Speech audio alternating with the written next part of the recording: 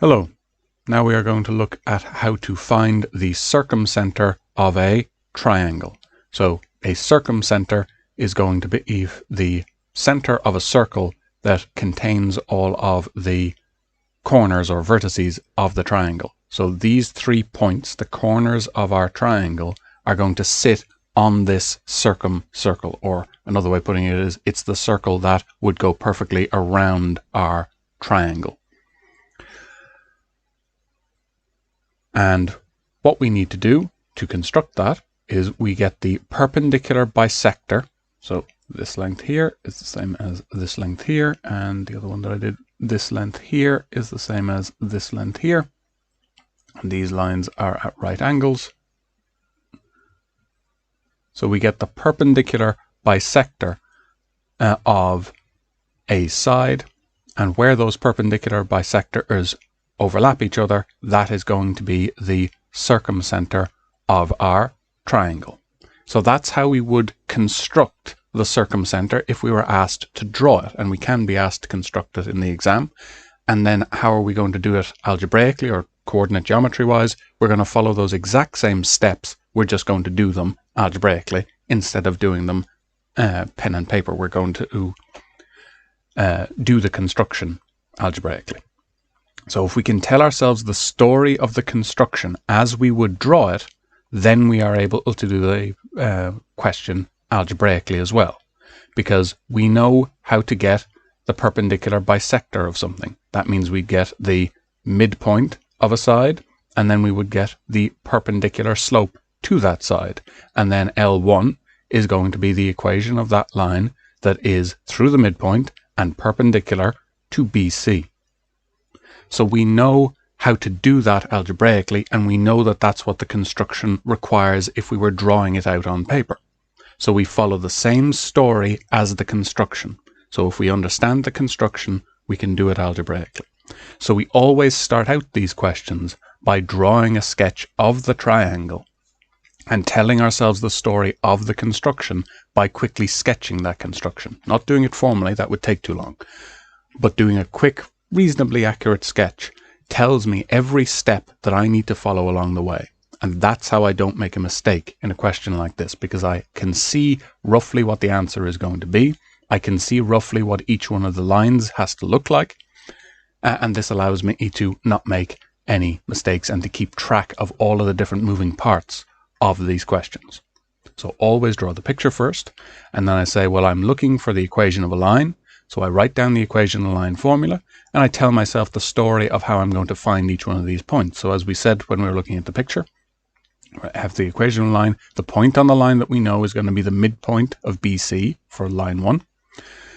And the slope is going to be the perpendicular to BC, because it is the perpendicular bisector, goes through the midpoint of BC. So now I have my story told through an image. I now have my formula written down and the story told through the formula as well. I now know exactly what I need to find. And I know that eventually I'm going to be getting the intersection of L1 and L2 to find what I've labeled as D, the circumcenter. One point before we get into subbing into this formula is a special case that we can be asked about in the exam. If we think about what we know about our circle geometry from junior cycle, we know that if we have a diameter line, if we go from the circle up to any point on the circle and back down to our diameter line again, we have to have gone through 90 degrees. So we have to end up with a right angle triangle. And that can come up in these kind of questions as well. And in this case, we can actually see from our diagram that it does happen. So if we were given this question in an exam, a sensible last part to the question would be, what is the significance of the fact that the point, the circumcenter, is on the line AC? Well, that would tell us that the angle ABC must be a right angle, and AC would be the diameter of the circumcircle. So this is an extra question that could be added on to a question like this, that makes links between different parts of our geometric knowledge.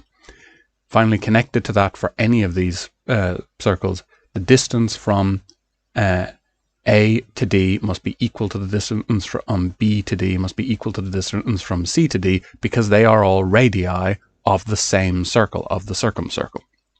So just keep that in mind. That's another question they could ask, even if it wasn't a right angle triangle, even if this wasn't a diameter line, they could still ask us about the fact that they are equal because they are the radii of a circle.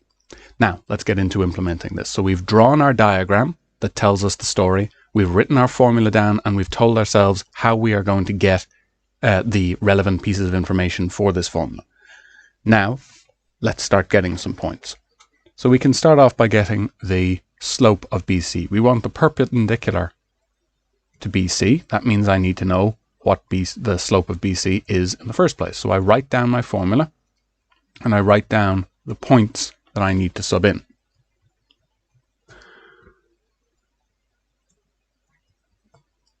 So this is B and C are the 2 points I'm going to sub in. 4, 5. So that's my x1, y1, x2, y2. This structure of writing down my formula, writing down the points I'm going to sub in, and then immediately below that I am going to do my substitution. This allows me to check very easily if I've made an error, because there's so many things I'm subbing in repeatedly that one of the most common ways of losing marks in these questions is to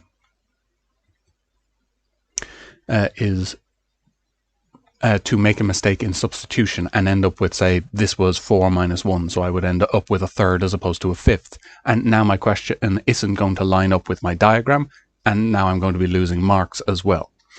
So write down the formula, write down the points, label your x1, y1, and x2, y2, and immediately below all that information, we sub in to our formula. So I can see if I've made any sign errors very easily by comparing above and below. Now I want the perpendicular to this slope. So if I want perpendicular slope, I know that the product of a slope and the perpendicular to it must be -1, or I know that I have the negative reciprocal of this would be the perpendicular slope. Whichever way I do it, by subbing in here or using the rule, I know that the slope of L1, when I rearrange this, is going to be -5. So I now know that my perpendicular slope for L1 is going to be -5, and now I need to get the point on a line. I need to get the midpoint of BC, and I've told myself that story up here, so I'm confident I know where I'm going. So I write down my formula from my log tables: average of the x's, average of the y's, and I have my B and C here, and they mean the same thing, so I'm fairly safe to sub in. So I have -1 plus 4 all over 2, and I have 4 plus 5 all over 2. So that is going to be 3 all over 2 and 9 all over 2.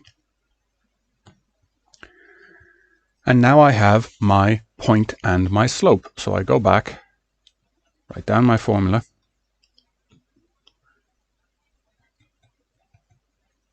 and I know my slope. It's been a little while since I wrote that, so I'm going to write down that's going to be -5.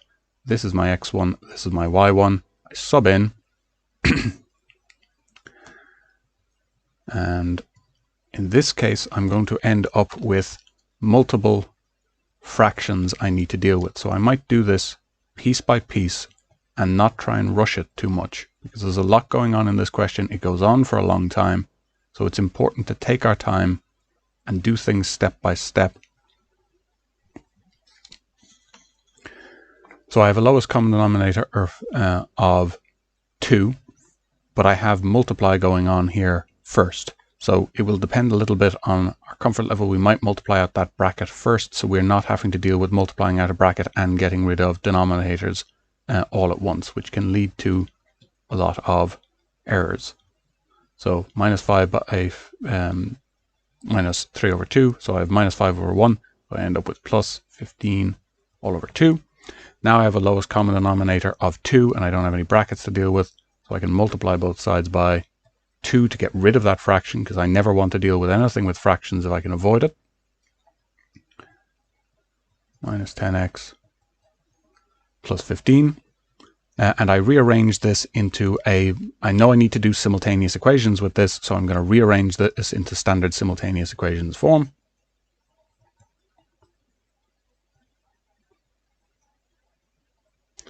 And plus 10x. Oops. 10x. So I end up with 10x plus 2x is equal to 24. I recognize I have a common factor of 2. So I end up with 5x plus y is equal to 12. And I label that. I've just found L1. And now we're going to do the whole same process for L2. While we're doing this, I've gotten AB, the slope of AB. And what jumps out at me immediately is that this is parallel to the slope of the perpendicular to BC. This tips me off in the middle of the question that AB is indeed perpendicular to BC. When I've drawn my diagram, I'll have gotten a pretty good impression that's probably the case, but now I'm seeing confirmation of it algebraically. So we're going to keep on going down, get our midpoint, get our equation of our line for L2.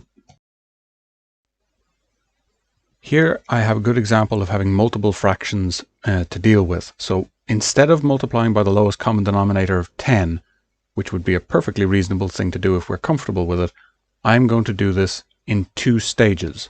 I'm going to multiply both sides by 5 to begin with, to get rid of this by a fifth. So I end up with 5y minus 15 all over 2. Is equal to, this is just by 1 now, so that's going to be x plus a half. Then I multiply both sides by 2. If we can reliably do multiplying by 10, that's okay. But there is no problem with doing this in 2 stages, and it is a great deal safer under the pressure of an exam. So it can be very advisable to do it in this style. And then we rearrange. Now we have L1 and L2. We need to get the intersection of L1 and L2. That's what we're after. That's our point D, our circumcentre. So we're going to start doing our simultaneous equations now. And I'm adding L1 to 5 times L2. That will get my x's to sum to 0. So I'll be left with an equation only involving y. I get y is 2. I can see from my diagram that that doesn't look ridiculous, so I can say, okay, that's probably right, and let's now sub back into one of our equations to get our value for x. Now with our simultaneous equations done, we have that D, the circumcentre, is at 2, 2. That makes sense in our diagram. And again, there could be a follow-up question to us to show that this point D is on the line AC. So we'd find the equation of AC and sub in our point 2, 2, and that would solve the equation. In fact, I think I will write that out. So this is the formal question done. If they asked us to show that the circumcentre was on AC, this is how we'd do it. We would find the equation of AC. So all I did was say a rise over run. I rise by a 3 and run across by 2. And I know my y-intercept is at -1. So that's the equation of AC. I sub in my value for x and y. So I get 2 is equal to 3 over 2 on 2 minus 1. 2 is equal to 2. Therefore, my circumcentre is on the line AC. Therefore, AC is a diameter line, and therefore, or my angle ABC is a right angle. And that's what we need for now.